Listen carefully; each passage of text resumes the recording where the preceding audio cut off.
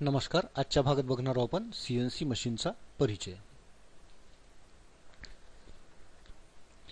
इंडस्ट्रीमध्ये कारखान्यामध्ये वस्तूचं उत्पादन करायचं त्याकरता वेगवेगळ्या मशीन टूल्सचा वापर केला जातो.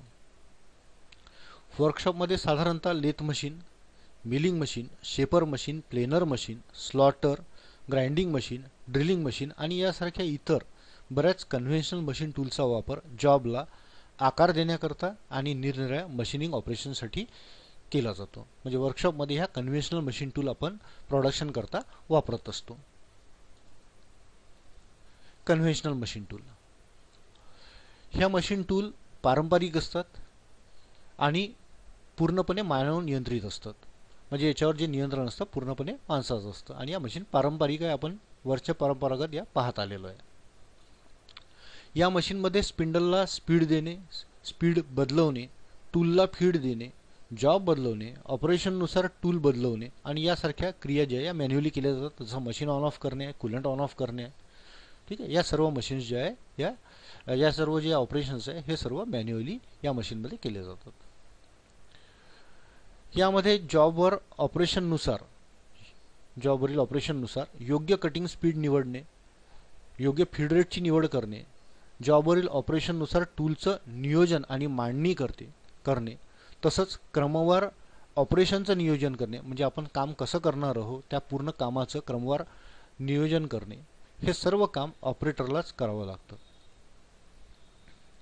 या मशीनमध्ये फीड देण्याकरता बॉक्सनट आणि लीड स्क्रूची व्यवस्था असते. म्हणजे हा लीड स्क्रू आहे आणि आतमध्ये बॉक्सनट लागलेला आहे. आता हा जो बॉक्सनट आणि लीड स्क्रू असतो हा ॲक्मे स्वरूपाचा असतो आणि याच्यामध्ये क्लिअरन्स असतो आणि क्लिअरन्स असल्यामुळे जॉबच्या मापामध्ये आपल्याला अचूकता मिळत नाही, तसंच आपल्याला सरफेस फिनिशिंग सुद्धा या मशीनमध्ये मिळत नाही.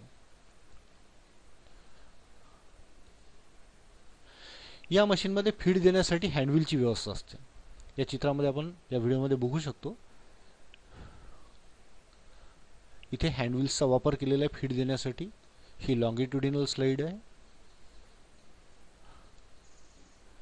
ही क्रॉस स्लाइड आहे. इथे सुद्धा हँडव्हीलचा वापर केलेला आहे.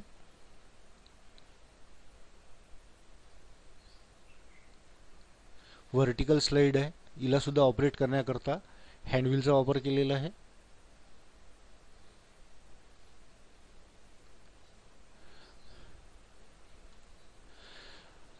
इथे फीड देण्याकरता हँडव्हीलची व्यवस्था असते.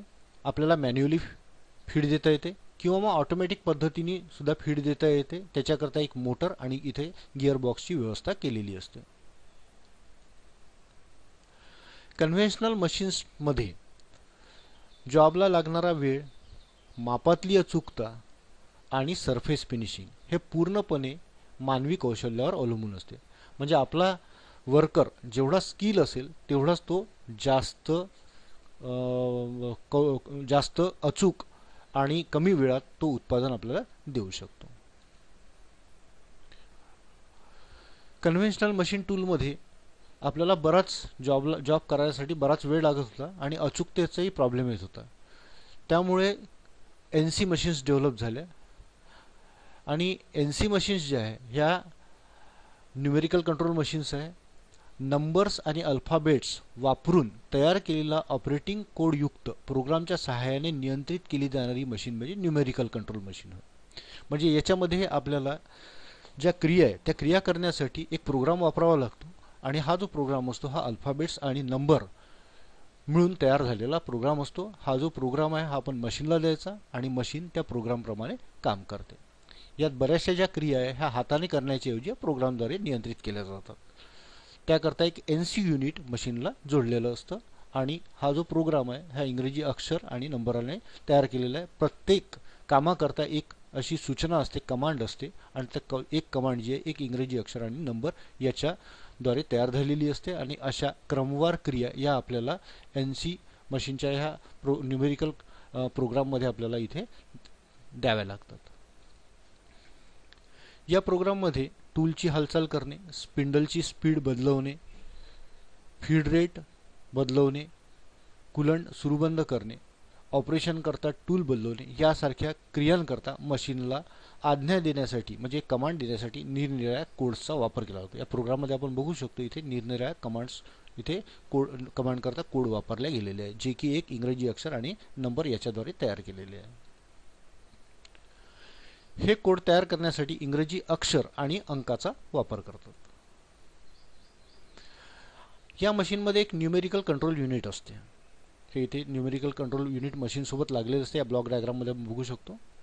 आणि मशीनिंग करता दिल्या जाणाऱ्या सर्व कमांड्स ब्लॉक वाईज म्हणजे क्रमाक्रमाने कंट्रोल युनिटला दिल्या जातात आणि कंट्रोल युनिट या सर्व कमांड्स वाचतो, समजून घेतो आणि त्याच्याप्रमाणे कार्य करण्याची मशीनला सूचना देतो, त्या भागाला काम करण्याची सूचना देतो आणि मशीन प्रोग्रामनुसार भागांची हालचाल करत असते. आपल्याला जेही काम करायचं आहे क्रमवार या कमांडच्या सहाय्याने आपण प्रोग्राममध्ये लिहू शकतो. एनसी मशीनमध्ये मशीनिंग ऑपरेशन करता पेपर टेपवर किंवा मॅग्नेटिक टेपवर आपल्याला हा प्रोग्राम साठवून ती टेप एनसी युनिटमधून चालवावी लागते. म्हणजे आपल्याला एक जॉब जर समजा करायचा असेल तर एक जॉबची सुरुवात करताना आपल्याला ही टेप सुरू करावी लागते आणि टेप सुरू केल्याच्या नंतर त्या पद्धतीने त्या कमांड्स वाचून मशीन त्या पद्धतीने तो जॉब तयार करतो. पण एक गोष्ट इथे पुढचा जॉब तयार करण्यासाठी आपल्याला ही टेप जी आहे ही पूर्णपणे रिवाइंड करून दुसरा जॉब करावा लागेल. म्हणजे इथे प्रत्येक जॉब करता टेप ही रिवाइंड करून परत नव्यानं सुरू करावी लागते. हा एक थोडासा ड्रॉबॅक असतो या मशीनमध्ये. प्रत्येक वेळेस आपल्याला प्रत्येक जॉबच्या वेळेस टेप जी आहे रिवाइंड करून चालवावी लागते. तर याकरता हा जो प्रोग्राम आहे साठवून ठेवण्याकरता दोन प्रकारच्या साधनाचा उपयोग केला जातो. एक मॅग्नेटिक टेप आणि दुसरी पंच टेप. पंच टेप जी असते त्याच्यावर छिद्र केलेले असतात. ही पूर्वीच्या काळी वापरत होते, पण त्याच्यानंतर मग आता हाच प्रोग्राम जो आहे हा मॅग्नेटिक टेपवर साठवून ठेवता येऊ शकतो. एनसी मशीनचंच पुढचं डेव्हलपमेंट म्हणजे सीएनसी मशीन. सीएनसी मशीन म्हणजे कॉम्प्युटराइज न्यूमेरिकल कंट्रोल मशीन. म्हणजे एनसी मशीनलाच कॉम्प्युटरची जोड देण्यात आली आहे. कॉम्प्युटरद्वारा नियंत्रित आणि अल्फाबेट्स आणि नंबर वापरून तयार केलेल्या प्रोग्रामच्या सहाय्याने ऑपरेट केली जाणारी मशीन म्हणजे कॉम्प्युटराइज न्यूमेरिकल कंट्रोल मशीन आहे. ही मशीन एनसीच मशीन असते, पण आता याच्यावर माणसाचं नियंत्रण राहत नाही, पूर्णपणे कॉम्प्युटरचं नियंत्रण असतं आणि म्हणून या मशीनला आपण म्हणतो कॉम्प्युटराइज न्यूमेरिकल कंट्रोल मशीन.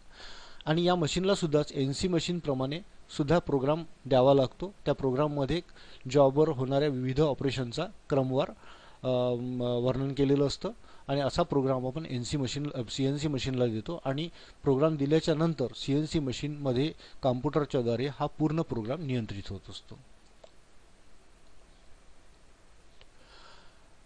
या मशीन अत्याधुनिक टेक्नॉलॉजीवर आधारित असतात आणि प्रोग्रामनुसार सर्व निर्णय कॉम्प्युटरकडून घेतले जातात. टूलची हालचाल करणे, स्पिंडलची स्पीड बदलवणे, फीड रेट बदलवणे किंवा देणे, कूलंट सुरू बंद करणे आणि ऑपरेशन करता टूल्स बदलवणे या सर्व पूर्ण क्रियांवर कॉम्प्युटरचं नियंत्रण असतं. या मशीनमध्ये चालणाऱ्या क्रियांची माहिती ही मशीनच्या कॉम्प्युटर स्क्रीनवर आपल्याला पाहता येते. म्हणजे इथे ही मशीन आहे आणि इथे एक स्क्रीन लागलेली आहे.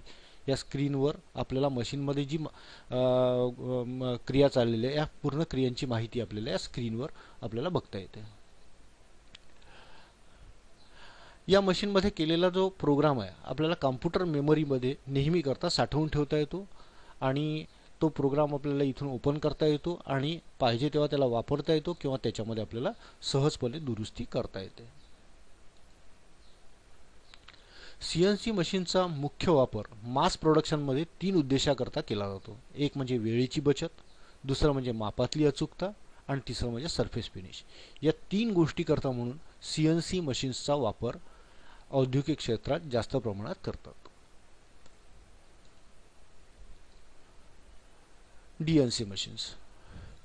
एकापेक्षा जास्त सीएनसी मशीन असलेल्या कारखान्यांमध्ये काही सीएनसी मशीन एका सेंट्रल कॉम्प्युटरद्वारा नियंत्रित केल्या जातात आणि ही जी पद्धत आहे या पद्धतीला डायरेक्ट न्यूमेरिकल कंट्रोल म्हणजे डीएनसी सिस्टीम असेही म्हणतात.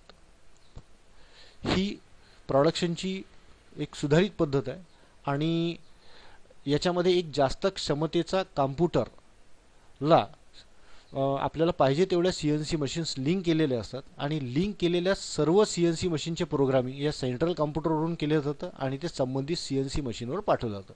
म्हणजे तुमच्याकडे भरपूर CNC मशीन्स असेल त्यातल्या काही मशीन्स आपण एका कॉम्प्युटरला जोडून त्या सर्व मशीनचं कंट्रोलिंग एकाच कॉम्प्युटरवरून करू शकतो. तर ही जी पूर्ण सिस्टीम असते या सिस्टीमला आपण म्हणतात DNC मशीन्स, DNC सिस्टीम. आता याच्यामध्ये फायदा असा होतो की एकच ऑपरेटर जास्त मशीन, एकापेक्षा जास्त मशीन एकच ऑपरेटर कंट्रोल करू शकतो. प्रत्येक मशीन करता वेगवेगळ्या ऑपरेटरची गरज पडत नाही. या सर्व मशीन एकाच सेंट्रल कॉम्प्युटरवरून नियंत्रित आणि मॉनिटरिंग केल्या जात असल्यामुळे इथे मॅनपॉवर हा कमी लागतो. औद्योगिक क्षेत्रामध्ये conventional machine tool, NC machine tool आणि CNC मशीन टूल या मशीन टूलचा गरजेनुसार आपण प्रोडक्शन करता वापर करत असतो. पण यापैकी CNC मशीन टूलचा वापर मास प्रोडक्शन करता केला जातो, कारण याच्यामध्ये अचूकता असते, सरफेस फिनिशिंग असते आणि कमी वेळात जास्त उत्पादन करण्याची क्षमता असते. आजच्या भागात एवढंच. धन्यवाद.